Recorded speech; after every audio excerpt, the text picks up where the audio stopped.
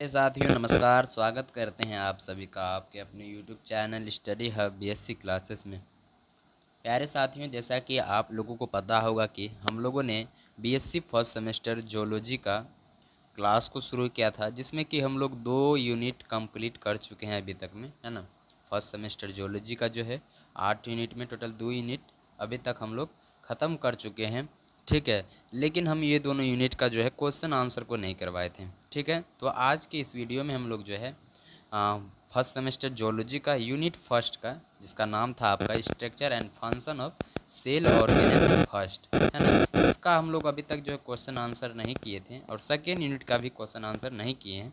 तो आज के इस वीडियो में हम लोग यूनिट फर्स्ट का सभी जितने भी क्वेश्चन आंसर होंगे वो सभी को करेंगे, ठीक है। एमसीक्यू हो गया, ठीक है, जैसे कि short type, very short type question हो गया, शॉर्ट टाइप क्वेश्चन हो गया और लॉन्ग टाइप क्वेश्चन हो गया। तो इन सभी क्वेश्चंस को हम लोग इसी वीडियो में करेंगे, ठीक है। ये सारे क्वेश्चंस इंपॉर्टेंट होंगे, ठीक है। तो चलिए हम लोग शुरू करते हैं। सिर्फ हम लोग यूनिट फर्स्ट का ही देख रहे हैं, चैप्टर वाइज, मतलब चैप्टर वाइज क्वेश्चंस को कर रहे हैं। तो हम लोग सबसे पहले यूनिट फर्स्ट को कंप्लीट कर रहे हैं, ठीक है। तो चलिए शुरू करते हैं। सबसे पहले हम एमसीक्यू को देखते हैं। तो पहला एमसीक्यू आपका कहता है, प्लाज्मा झिल्ली का फ्लूइड मोज़ेक मॉडल किसने दिया। बोल रहा है who proposed the fluid mosaic model of the plasma membrane. तो आपका राइट आंसर हो जाएगा सिंगर एवं निकोल्सन ने क्या किया था, प्लाज्मा झिल्ली का फ्लूइड मोज़ेक मॉडल दिया था। तो आपका राइट आंसर सी हो जाएगा। दूसरा नंबर क्वेश्चन क्या कहता है, प्लाज्मा झिल्ली मुख्यतः किससे बनी होती है। प्लाज्मा झिल्ली जो होता है मुख्यतः किससे बनी होती है। तो प्लाज्मा झिल्ली मुख्यतः क्या होता है, वो फास्फोलिपिड एवं प्रोटीन से बना होता है, यानी आपका राइट आंसर बी हो जाएगा, ठीक है। 3 नंबर क्वेश्चन का आता है, प्लाज्मा झिल्ली की प्रकृति होती है। तो प्लाज्मा झिल्ली का जो प्रकृति होता है, the plasma membrane is selective, ठीक है। तीसरा नंबर क्वेश्चन क्या बोला, प्लाज्मा झिल्ली की प्रकृति होती है। तो प्लाज्मा झिल्ली की जो प्रकृति होता है वो चयनात्मक एवं परागम्य होता है। चौथा नंबर क्वेश्चन कहता है, प्लाज्मा झिल्ली में सबसे अधिक पाए जाने वाला लिपिड कौन सा होता है। तो प्लाज्मा झिल्ली में जो होता है वो सबसे ज़्यादा अगर पाया जाता है लिपिड, तो वो फास्फोलिपिड पाया जाता है, ठीक है। फास्फोलिपिड यानी सी नंबर आपका राइट आंसर हो जाएगा। 5वां नंबर क्वेश्चन कहता है, प्लाज्मा झिल्ली में कोलेस्ट्रॉल का मुख्य कार्य क्या होता है। प्लाज्मा झिल्ली में जो होता है वो कोलेस्ट्रॉल का जो काम, मुख्य काम क्या होता है। तो मुख्य काम जो होता है उसका क्या होता है, झिल्ली की तरलता बनाए रखने, ठीक है, रखना उसका मुख्य काम होता है। उसका 6वां नंबर क्वेश्चन कहता है, झिल्ली के आर पार स्थित प्रोटीन क्या कहलाता है। झिल्ली के जो आर पार स्थित प्रोटीन होता है वो क्या कहलाता है। तो वो समाकलित प्रोटीन कहलाता है। क्या कहलाता है, समाकलित प्रोटीन कहलाता है, यानी बी नंबर आपका राइट आंसर हो जाएगा। 7 नंबर क्वेश्चन कहता है, केम का पूर्ण पूर्ण कब क्या है, यानी केम जो है फुल फॉर्म क्या होता है केम का।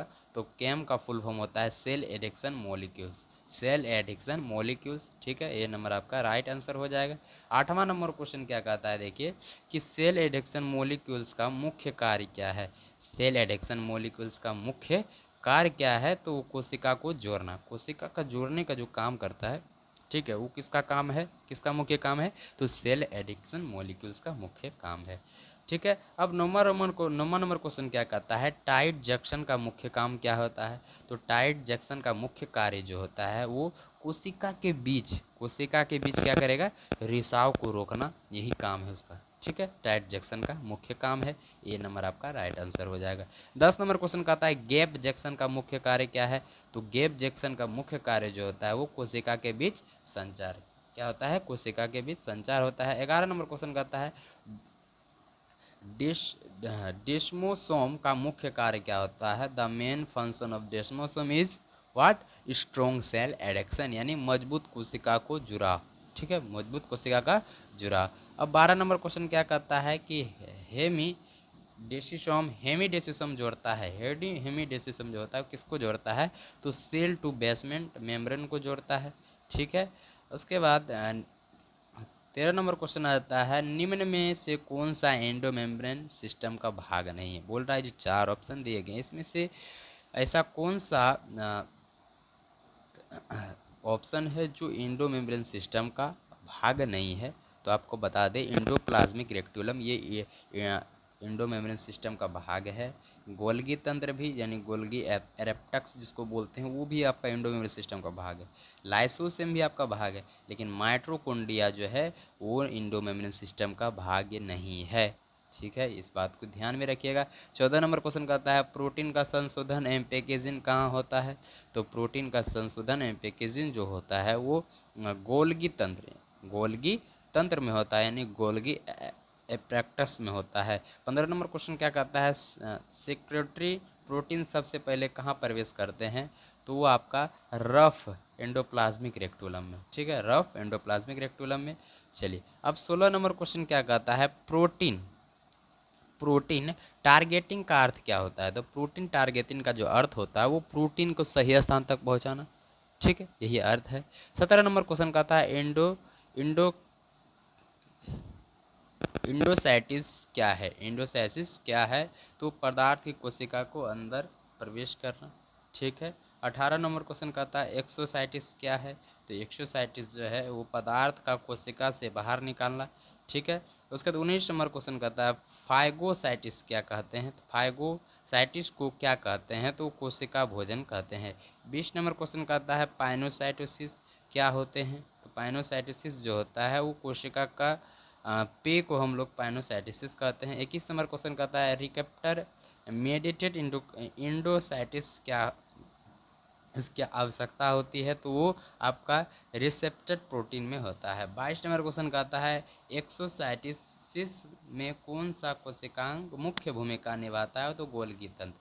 ठीक है। चलिए आपका 23 नंबर क्वेश्चन क्या कहता है टाइट जंक्शन जो होता है वो सबसे अधिक कहाँ पाया जाता है? तो टाइट जंक्शन जो होता है उपकला उत्तक में पाया जाता है। 24 नंबर क्वेश्चन कहता है गैप जंक्शन के माध्यम से क्या गुजर सकता है?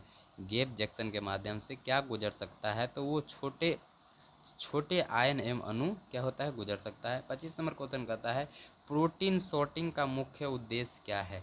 प्रोटीन सॉर्टिंग का मुख्य उद्देश्य क्या है? तो प्रोटीन को सही कोशिकांग तक पहुंचाना इसका मुख्य उद्देश्य होता है। ये नंबर आपका राइट आंसर हो जाएगा।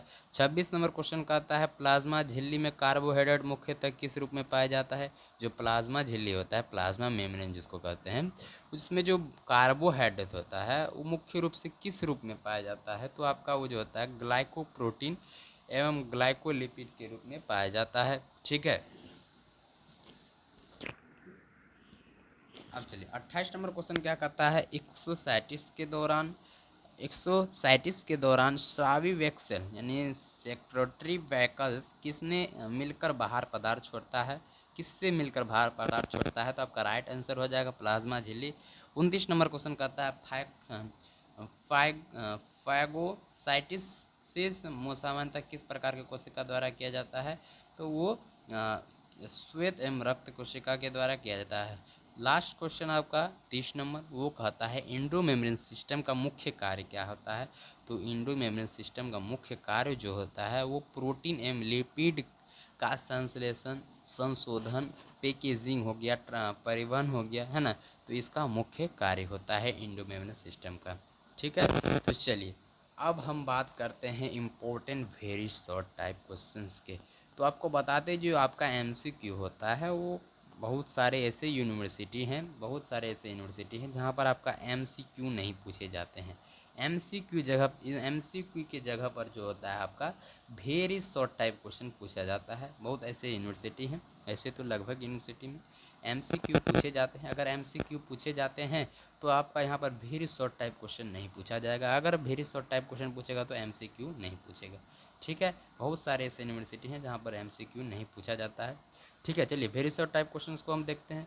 तो पहला क्वेश्चन आता है प्लाज्मा झिल्ली को परिभाषित कीजिए, यानी प्लाज्मा मेम्ब्रेन को क्या करना है परिभाषित कर देना है। उसका दूसरा नंबर क्वेश्चन का है फ्लूइड मोज़िक मॉडल क्या है? फ्लूइड मोज़िक मॉडल क्या है उसको बताना है। 3 नंबर क्वेश्चन का आता है प्लाज्मा झिल्ली के मुख्य लिपिड के नाम लिखिए। प्लाज्मा झिल्ली के मुख्य लिपिडों को नाम लिख देना है। ठीक है। चौथा नंबर क्वेश्चन का आता है झिल्ली प्रोटीन के प्रकार लिखिए। अगर आपसे पूछेगा कि झिल्ली प्रोटीन के प्रकार को लिखिए तो आप लोग लिख दीजिएगा। उसके बाद सेल एडेक्शन मोलिक्यूल्स यानी कैम्प्स क्या है? ठीक है, तो इसके बारे में आपको बता देना है। टाइट जंक्शन क्या है ये भी बता देना है सर। उसके बाद आपसे अगर ये पूछेगा गैप जंक्शन क्या होता है तो वो भी बता देना है। उसके बाद डेसोसोम क्या है, तो यहाँ डेसोसोम के बारे में बता देना है। नंबर क्वेश्चन कहता है इंडो मेम्ब्रेन सिस्टम क्या है, तो इंडो मेम्ब्रेन सिस्टम के बारे में बता देना है। अगर आपसे पूछ देगा कि इंडो मेम्ब्रेन सिस्टम के 4 घटक के नाम लिखिए, तो 4 घटक के नाम लिख दीजिएगा। उसके बाद 11 नंबर क्वेश्चन कहता है प्रोटीन टारगेटिंग क्या है, प्रोटीन टारगेटिंग क्या है इसके बारे में बता देना है। उसके बाद आपसे अगर पूछ जाएगा प्रोटीन सॉर्टिंग क्या है, तो इसके बारे में बता देना है। उसके बाद अगर आपसे पूछेगा एंडोसाइटोसिस क्या है, तो इसके बारे में भी बता देना है। उसके बाद अगर आपसे ये भी पूछ सकता है कि एक्सोसाइटिस क्या है, तो इनके बारे में भी बता दीजिएगा। उसके बाद आपसे पूछेगा कि फाइगोसाइटिस एवं पिनोसाइटिस क्या है, तो इसके बारे में बता देना है। तो ये आपका क्या था, वेरी शॉर्ट टाइप क्वेश्चंस थे। ठीक है, अब हम बात करते हैं short type question. Short type question जो है सभी यूनिवर्सिटी में पूछे जाते हैं। ठीक है, तो शॉर्ट टाइप क्वेश्चन जो होता है आपका सभी यूनिवर्सिटी में पूछे जाते हैं। सिर्फ वेरी शॉर्ट टाइप और एमसीक्यू में थोड़ा अथी होता है, जिसमें वेरी शॉर्ट टाइप पूछा तो उसमें एमसीक्यू नहीं, अगर एमसीक्यू पूछा तो वेरी शॉर्ट टाइप नहीं। तो आपका जो शॉर्ट टाइप क्वेश्चन है वो ऐसे सभी यूनिवर्सिटी में पूछे जाते हैं। तो पहला क्वेश्चन क्या कहता है कि प्लाज्मा झिल्ली की रासायनिक संरचना को क्या करना है, वर्णन कीजिए। तो आपको अगर ये क्वेश्चन पूछेगा तो आप लोग प्लाज्मा झिल्ली का क्या करना है, वो रासायनिक संरचना को वर्णन कर देना है। ठीक है, दूसरा नंबर क्वेश्चन कहता है फ्लूइड मोज़ेक मॉडल को व्याख्या कीजिए, तो इसका व्याख्या कर देना है। तीसरा नंबर क्वेश्चन कहता है प्लाज्मा झिल्ली के लिपिड एवं प्रोटीन का वर्णन कीजिए, तो आपको कुछ बोल रहा है यहाँ कि प्लाज्मा झिल्ली का जो लिपिड होता है, प्रोटीन होता है, उसका वर्णन करना है। उसका चौथा नंबर क्वेश्चन कहता है सेल सेल इंटरेक्शन क्या है, सेल सेल इंटरेक्शन क्या है, तो इसका इसके महत्व को क्या करना है, वर्णन करना है यहाँ पर। पांचवा नंबर क्वेश्चन कहता है सेल एडिक्शन मॉलिक्यूल्स क्या है और इनके प्रकार एवं कार्य लिखना है। यहाँ पर क्या बोला, सेल एडिक्शन मॉलिक्यूल्स क्या है उसके बारे में बता देना है। उसके बाद इसका प्रकार को लिख देना है, उसका और कार्य को भी लिख देना है। 6वां नंबर क्वेश्चन कहता है टाइट जंक्शन बोर्ड संक्षिप्त टिप्पणी लिखना है। 7वां नंबर क्वेश्चन डेसोसोम की संरचना एवं कार्य को वर्णन करना है। 8वां नंबर क्वेश्चन कहता है गैप जंक्शन संरचना एवं कार्य को लिखना है। 9 नंबर क्वेश्चन कहता है सेलुलर जंक्शन के प्रकार के संक्षिप्त वर्णन कीजिए। उसके 10वां नंबर क्वेश्चन कहता है एंडो मेम्ब्रेन सिस्टम क्या है, इसके घटकों का क्या करना है, वर्णन करना है। 11वां नंबर क्वेश्चन कहता है प्रोटीन टारगेटिंग एवं प्रोटीन सॉर्टिंग का संक्षिप्त वर्णन करना है। ठीक है, 12 नंबर क्वेश्चन कहता है एंडोसाइटोसिस की प्रक्रिया का महत्व को वर्णन करना है। 14 नंबर क्वेश्चन कहता है पैगोसाइटोसिस एवं पिनोसाइटोसिस में अंतर लिखना है। ठीक है, अंतर बता देना है। 15 नंबर क्वेश्चन कहता है एंडोसाइटोसिस एवं एक्सोसाइटोसिस में अंतर लिखना है। ठीक है, चलिए अब हम बात करते हैं यूनिट फर्स्ट के long type important long type questions के बारे में। ठीक है, तो चलिए, तो पहला क्वेश्चन कहता है कि प्लाज्मा झिल्ली की रासायनिक संरचना यानी लिपिड एवं प्रोटीन का सचित्र वर्णन करना है, सचित्र वर्णन करना है यहाँ पर। दूसरा नंबर क्वेश्चन कहता है फ्लूइड मोज़ेक मॉडल की व्याख्या कीजिए तथा इसका महत्व को वर्णन करना है, यानी explain the fluid mosaic model and discuss it is the significance, है ना। तीसरा नंबर क्वेश्चन कहता है सेल सेल इंटरेक्शन वर्णन कीजिए और सेल एडिक्शन मॉलिक्यूल्स के प्रकार एवं कार्य को यहाँ पर क्या करना है, व्याख्या करना है। चौथा नंबर क्वेश्चन कहता है सेलुलर जंक्शन के विभिन्न प्रकार, यानी जैसे टाइट जंक्शन हो गया, एडहेरेंस जंक्शन हो गया, डेसोसोम हो गया, हेमी डेसोसोम हो गया एवं गैप जंक्शन का सचित्र वर्णन करना है। 5वां नंबर क्वेश्चन कहता है एंडो मेम्ब्रेन सिस्टम्स की संरचना एवं घटकों को कार्य को विस्तृत करना है। ठीक है, 6वां नंबर क्वेश्चन कहता है प्रोटीन टारगेटिंग प्रोटीन शॉर्टिंग की प्रक्रिया को विस्तार से वर्णन कीजिए। ठीक है, इसी तरह आपका यहाँ 10 का 10 क्वेश्चन दिया गया है, देख सकते हैं। ठीक है, मिलते हैं अगले वीडियो में, तब तक के लिए जय हिंद जय भारत।